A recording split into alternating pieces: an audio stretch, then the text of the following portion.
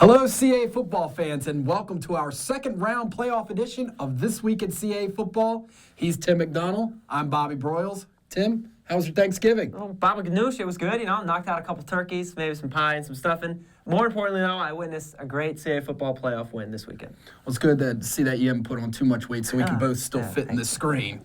Well, it's time to put that turkey and stuffing away for now, Tim, and let's get right to it. As you mentioned, New Hampshire opened up the postseason with an impressive 45-7 win over Lafayette at home in last week's first round. Tim, how did the Wildcats look in person on Saturday? Well, VB, I thought they looked poised and ready. For New Hampshire, a 45-7 win at home. It wasn't expected, but it's a great outcome for this team. They're playing their best football of the year right now at the most key time, Bobby. Offensively, you look at it, they got rolling. 31-0 at the half, Bobby. Got it to their playmakers. Nico Storetti and R.J. Harris got involved early. Sean Goldrich, the quarterback, he made the start, Bobby. But I liked what the Wildcats did. They didn't make him try to win the game with his arm or his feet. Get the ball in their playmakers' hands, and that's exactly what they did. UNH was rolling all phases of the game. You see an 86-yard punt return touchdown by Nick Cefalo. That was huge, Bobby. Ultimately, though, UNH runs the ball well in this game, and we talked about what they needed to do. They need balance. 500 yards of offense, over 500, I should say, 268 passing, and 283 rushing, Bobby. New Hampshire was rolling. Defensively, Bob, another stellar performance. 10 sacks. FCS playoffs, they don't have that record for sacks, Bob, but you'd like to think it'd probably be close to that. Sack after sack, and that defense is just playing out of its mind right now, and that helped them to the win as well.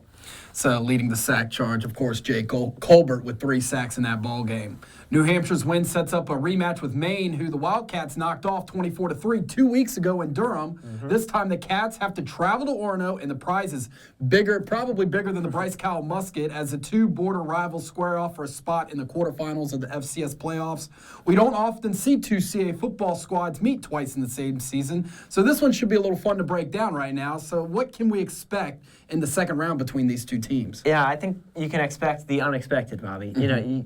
Who would have thought that we'd say Maine and New Hampshire would be playing and the Musket wouldn't be the first thing that either team thought about? That's the case this year, okay? So UNH comes into this game clearly off the win with a lot of confidence. Maine, meanwhile, got to sit at home and watch. You'd have to think Coach Cosgrove and even some of the Black Bears were sitting on Saturday watching that game and just thinking and planning and saying, how can we attack this New Hampshire team differently? We want a shot at redemption. And, Bobby, they're going to get it at home for the first time in the playoffs in the program history this weekend versus a hated border rival. What else is better than that in CAA football? Yes, it stinks. One team's going to move on, one team's going to fall.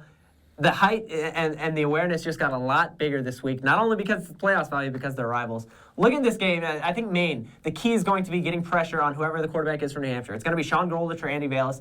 Last time Maine was 3 for 15 on third down, Bobby, 2 weeks ago. UNH had so much pressure on Marcus Wachaleski, the Maine quarterback. Maine comes into this game, Bobby, averaging 176 rushing yards. Again, balance is the key. Whichever team in this, I think, can force the other to be one-dimensional. We saw UNH do that with Maine 2 weeks ago. Maine had to rely on the pass, and we saw how that one ended up. Defensively, UNH, that's the key. Last 2 games against Maine, they only allowed 3. Last week, they only allowed 7. This team right now, they're giving up big plays, Bobby, but when it gets into the red zone, I think that's going to be a key. Special teams could be huge.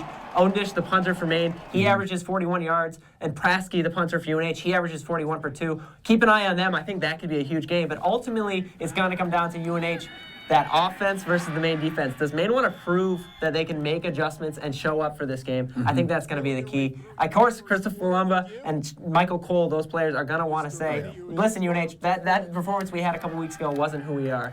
I think Maine's ready for this one. Maine, remember, they are 5-0, undefeated at home this year in Orono. That game kicks off on Saturday at 2 at Alphonse Stadium and will air live on ESPN3 and the Watch ESPN app. Our other second-round showdown also gets underway Saturday afternoon as Towson looks to advance to the quarterfinals when it hosts Fordham at 1 o'clock. Tim, this Rams team has been a familiar foe to the league this season, with after they knocked off both Rhode Island and Villanova. What exactly do the Tigers need to do to get this win? Well, I think the key for Towson this week will clearly be to stop the pass. Fordham enters this game as one of the best offenses in the FCS. They've proven that. Their quarterback, Mike Niebrick, last week threw for 413 yards, 3 touchdowns, also added 1 on the ground. Over 500 yards of offense. That's scary coming into this Towson game. You like to see the Tigers, though. They're sitting at home, all week. and all season long, Towson, 7 road games, they win them all. What do they do, Bobby? They run through the CAA, finish strong, and they get a home seed and a bye, an open week. Coach Ambrose talked about it. They're battle tested, okay? This team, it's rare. Fordham comes into this game. They have an FBS win this season. They beat Temple. So does Towson. They beat UConn.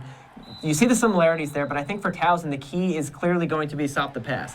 Fordham has 2 players who've had over 1,000 yards as receivers. I think it's going to come down to Jordan Love, Donnell Lewis, and that Towson secondary. Can they stop that? We saw them against Richmond this year, a team in the CAA who really likes to pass the ball, and they only held them to 28 points, which is good against a Richmond team. It is. I think coming into this, though, it's Towson, Defensively, you have to stop the pass. There's no question. And Terrence West, what else can you say? 31 total touchdowns this season. The Rams last week of Fordham gave up 248 yards on the ground versus Sacred Heart. I think that's going to be a key. The only downside for Towson, you look at this Fordham team, they're second in the nation in forced turnovers with 38 on the season. So if Towson can hold on to the ball and slow Fordham down a little bit, especially offensively, that's going to be the key. I think it's Terrence West in that run game, the offensive line versus Towson versus the passing game of Fordham. Whoever can bend, not break, I think that's what gets done.